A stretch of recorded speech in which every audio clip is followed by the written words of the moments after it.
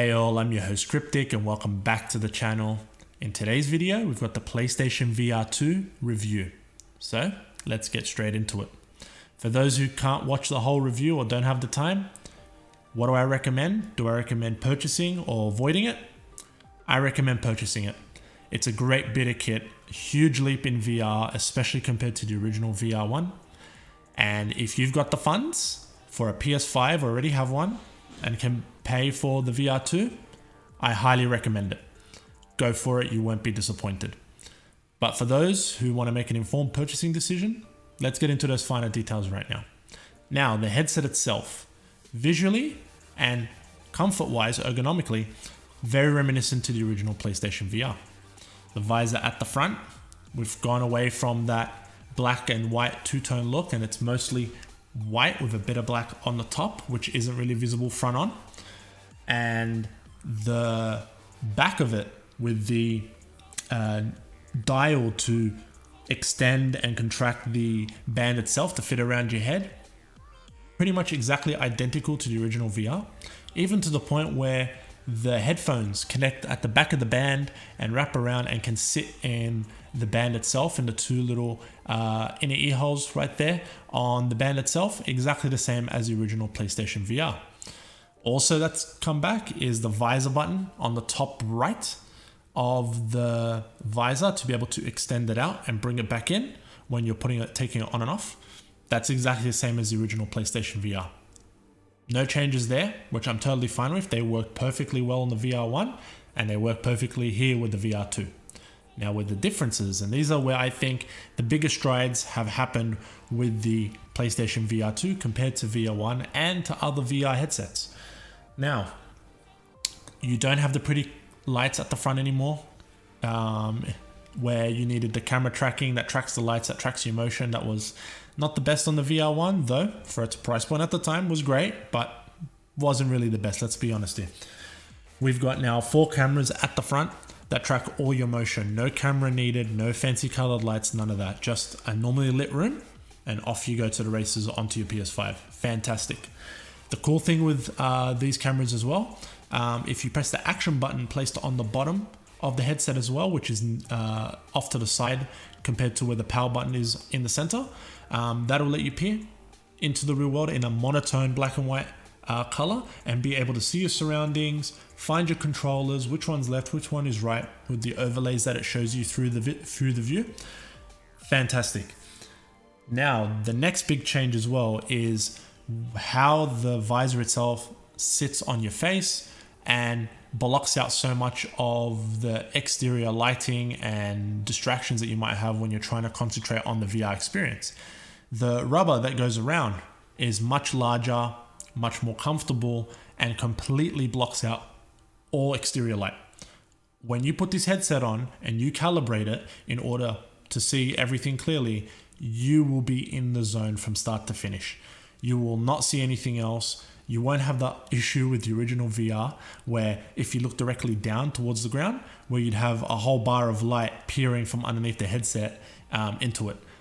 No, everything's completely sealed. Regardless of your face size, nose size, glasses, no glasses, doesn't matter. You will be able to completely focus on the experience without any exterior light peering in, which is awesome. The next change, if we go to the left side of the visor, you've got a scroll wheel now. This scroll wheel adjusts the lenses, how far wide apart they are or how close they are, dependent on where your eyes sit on the front of your face. So if you really want to get that perfect view, no blur, etc., not only do you put on the headset on your head how it's going to sit best and have the visor flush to your face, but also aligning those lenses so your eyes are directly in the center of the lenses. So then as they're in the center and their headset's placed correctly, you've got perfect vision on VR. No blur, no fuzziness, nothing. Fantastic. Really love that. It even makes for those, especially like my missus, she wears glasses. It makes them even more comfortable to wear and a lot easier to do while doing VR. So hooray. The final big change is the cable itself. One USB-C cable. That's it. No more breakout box. No more combination of USB, HDMI, etc. None of that. One USB-C does everything straight in the front of the PS5. It does your data, it does your power, it does your video, it does your audio.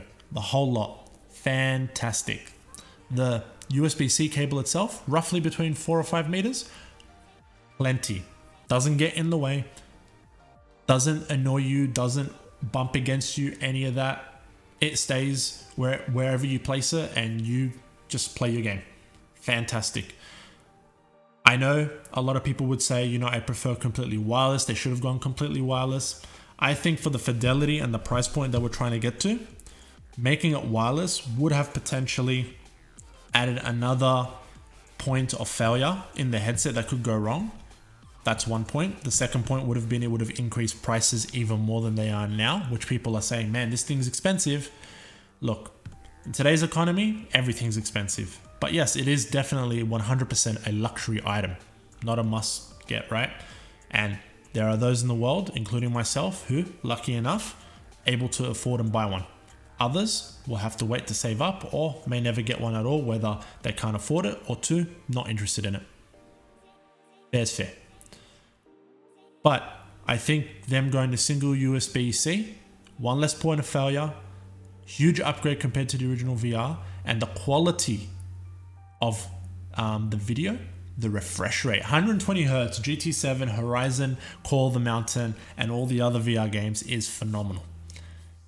Motion sickness was not an issue with this headset for the last 2 weeks with me at all. I tried my best to get sick. Trust me, I tried, because on the VR1, it wasn't that hard. I knew what it would take to get me sick, and that was switch controls from the controllers to tracking with the head motion, and that would get me sick right away. The motion was not smooth enough. The resolution was not high enough and clear enough in order to do that, but that would get me motion sick right away. So any of the games where that was the primary and only way to control, I had to avoid them like the plague. Here, having a Horizon Call the Mountain, track and movement with head movement, no issues whatsoever. Absolutely great. So, loving it. Now, getting straight into the gameplay of the VR2, you might notice some weird artifacts on screen of the gameplay. Now, when you're in the headset, you don't notice any of these whatsoever. This is because of the foveated rendering that's built into the PSVR 2. Now, you'd say, what in the world is that? What it is essentially is the headset tracks exactly where your eyes are and can also, to some degree, predict where your eyes will be going next, right? And because of that, wherever you're looking, without fail, will always be full resolution at full frame rate. Wherever you're not, it will scale it down. So that way you have a full locked 120 FPS or Hertz, right? And 4K visuals wherever you're looking, where it matters most, which is absolutely fantastic. When you're in the headset, if you quickly look from left to right, up, down, corner to corner, you're going to notice no issues. You're not going to notice any artifacting, any resolution, scaling issues, none of that. No frame rate dips, nada. It's going to be a smooth experience all the way. But if you are streaming the content, like I have pre-recorded here, or you're doing a share screen play, in your chat party group on the PlayStation 5, they will notice and they can tell where your attention, where you are looking at, because where you're looking at is perfectly rendered, and where you're not looking at because it's not. The headset just works so well doing that. And I'm surprised that, yes, I will say I haven't been paying the greatest attention in the VR landscape and the development of it over the last, let's say, 5 years or so. But I could have sworn something this big, this significant in the VR space would have been a bigger topic, right? Because they have done this somewhat in gaming. One example that I know where they really pushed this sort of similar concept to foveated rendering, but I don't think it's exactly called that because it's not to the same degree as it is in VR. But Horizon Zero Dawn, it would render wherever the player is looking in their field of view cone, right? And that's it. Nothing else would essentially be loaded, or if it was, it would be absolutely low polygon. As soon as the player starts rotating anywhere, it would automatically have that loaded in for you. And then wherever you're looking would be at the best frame rate and resolution it could possibly be with the hardware that you're playing with. So taking that and applying that to VR, magnificent. There are so many times, especially on the original VR1, where you'd have the frame rate dip, you would have not the best visuals. Things would look like as if you had Vaseline rubbed across the screen or the lens, right, that you're looking through, and it just wouldn't be perfect. And no matter how much you adjusted the headset on your head, it just wasn't 100%, especially when you looked long distance, right? It would just be off. The draw distance on this thing is superb for VR. I could barely notice any pop-in, any low scale polygons for, let's say, trees or other objects modeled, at further distances. Everything looked full res, beautiful to me at I'd say 99% of the time. The only time I could notice it, and I really had to look for it, was in Gran Turismo 7, which, if I may say, the VR showroom and the details in the vehicles and the track, wow. That aside, I'll be gushing over it in a moment. But if you were to look at one of your side mirrors or review mirrors, depending on the vehicle that you're driving on the track, if you had a track, let's say, with a lot of trees, especially down the straights out of a corner, and it's a long straight, if you look specifically at whatever the furthest object in that review mirror was, you would notice that it would either scale down or pop out. So there's clearly a limit to the draw distance, but I had to really look for it. In the moment playing, you don't notice it at all. You really have to go investigating for it. So to me, that is a huge success for the foveated rendering and how well it works and how well this headset and the PS5 is able to, render objects for VR, render environments for VR. It's no easy feat. As you know, on PC, you need a beefy computer. And even then, even if you had one, you won't necessarily be playing it at balls to the walls, max settings.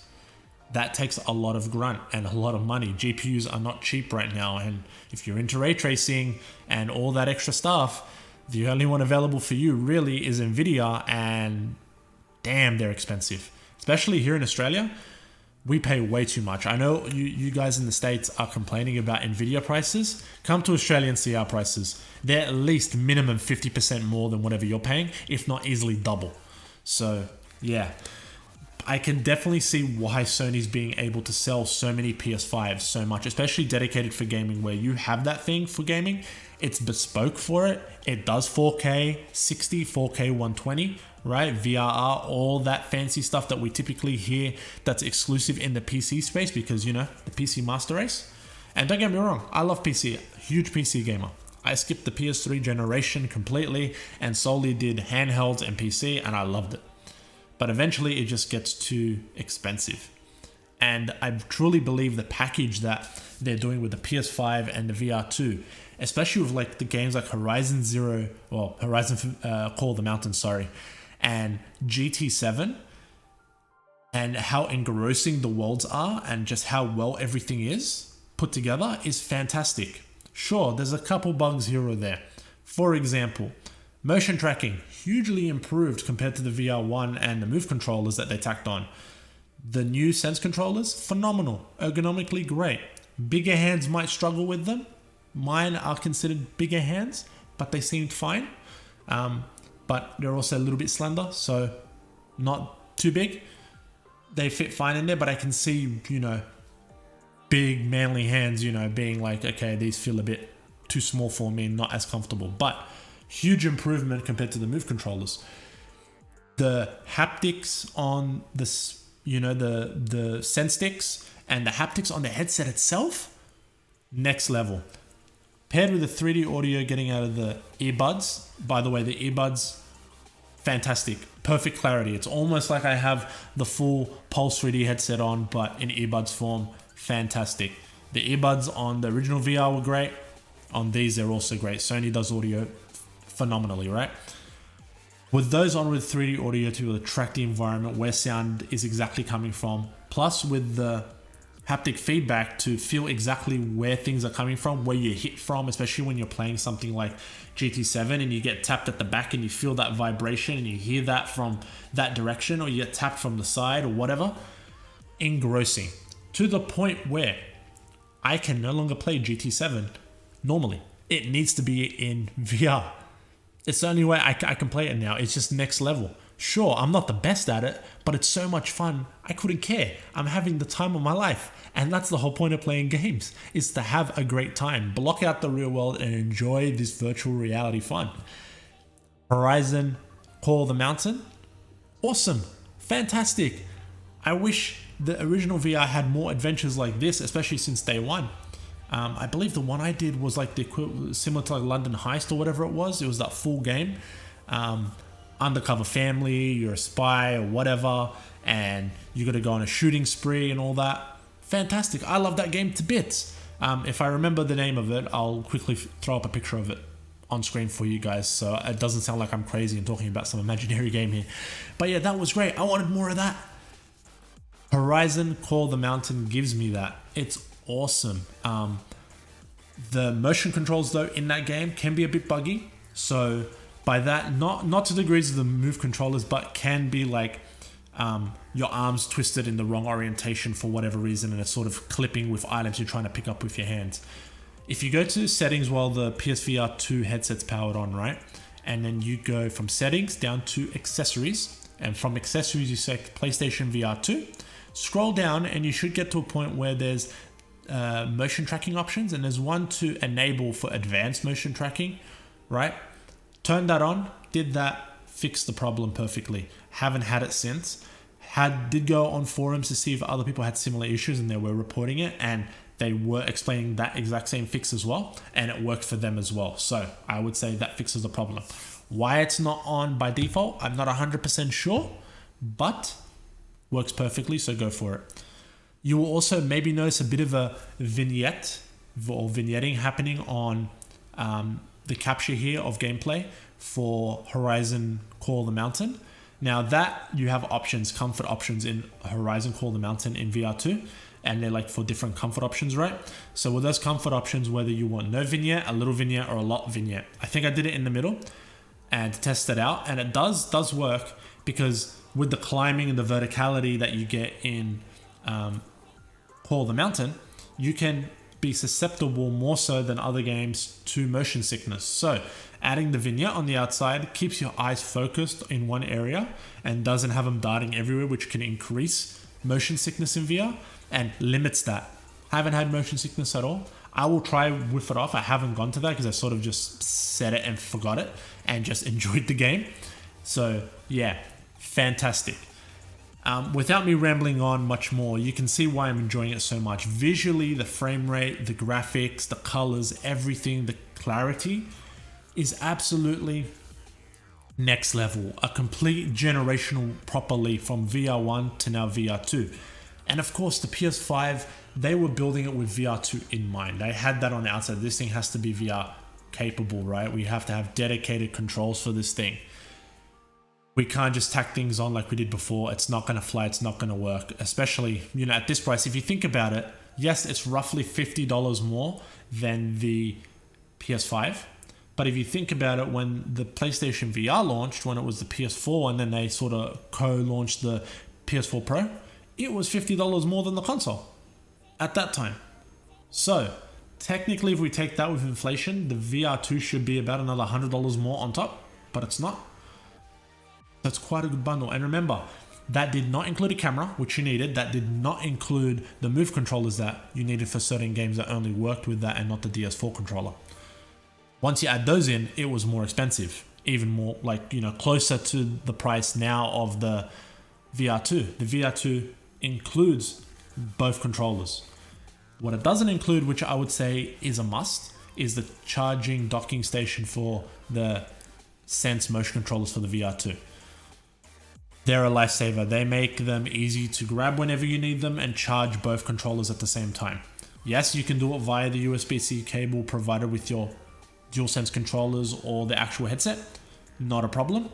But you only have so many ports, and unless you want to plug them from behind the PS5, depending how you have it set up and whether you have it in an entertainment unit or horizontally, vertically, that might not be the best solution for you. So I know they're sold out here across the board in Australia, and I've heard that other parts of the world, they're pretty much sold out as well. But if you can get your hands on one, I highly recommend it. absolute lifesaver. Little USB-C dongle sort of plug into the USB-C ports on the actual Sense motion controllers. And then on the other side of them, they've got the 3 or 4 contact magnetic pins that make it sit perfectly into the charging dock station, and they charge every time and they sit there perfectly and work pretty much essentially how the DualSense charging station is from Sony. So works perfect. But don't set that up first until you actually connect the USB-C cable from the PS5 to your controller to be able to pair them up the first time. Once you're done, you can put them on and charge them and do whatever you want with the dongles, because once you put the dongles in, they're a little difficult to pull back out. But anyway, other than that, PSVR 2 is bloody amazing. I love it. I can't wait to play more GT7. I can't wait to play Horizon again. I can't wait to play all the other games available.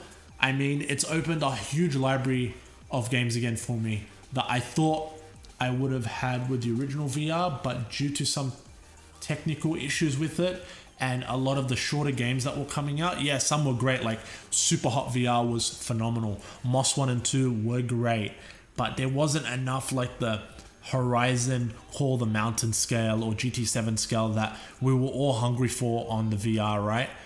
There were a lot of, indie projects and smaller titles and some niche stuff, but nothing full blown, And now we're seeing stuff like the Resident Evil 7 and Village full VR coming to VR 2 and more of those full game experiences. I would love to see games where you're like your God of Wars or whatever, right? You can play the whole game without VR if you want, but if you have a VR headset, you can play the whole thing in VR too. I think that would be awesome. Also accompanying, the full-fledged dedicated VR-only titles, I just think that's where I see gaming going. The future is that, a game launches and it's compatible both in the most traditional way with a big screen or with a VR headset. And it just opens your audience to such a larger level. Sure, the VR audience is a lot smaller, but it's growing and it's growing quick. More and more people are getting into VR as the technology is improving, especially how we've seen from VR 1 to VR 2. If this is how much Sony is improving from, the first gen to the second gen, everyone else is moving at a similar pace, None of these are sort of trade secrets how they're done. People know what features are in there, but it's all reaching that. You need to reach that price point. And if you can hit the right features at the right price point and make a quality product overall, people will come and buy and play. So, ladies and gentlemen, as I've mentioned, this is a huge recommendation from me. If you're into VR gaming, if you have a PS5 or you have a budget to buy a PS5 and the VR 2, which you are interested in, or you enjoy VR gaming, it is a must buy. And I think there's going to be a huge number of games, especially with the existing library now and what's coming and everything else that comes after the launch windows. You know what I mean? It's a no-brainer. So yeah, if you guys found this video informative, helpful, entertaining, please leave a thumbs up, leave a comment down below. Any questions you guys might have, I'll be more than happy to answer anything I can. And of course, share the video. And if you haven't, please subscribe. Aiming to hit 1,000 subs this year. I don't know if we can pull it off, but we had the 500 goal last year and we hit it. So I'm assuming we can make history repeat again and get another 500 this year. And now the full 1,000. We're just about 600 subs now, so another just little over 400 to go and we'll get there, fingers crossed. So yeah, every sub, every comment, every interaction is greatly appreciated. And yeah, let me know, was this video good? Would you like to see more videos in this format? If so, I'll keep doing them. Until next time, everyone, I'll catch you on the next one. See ya.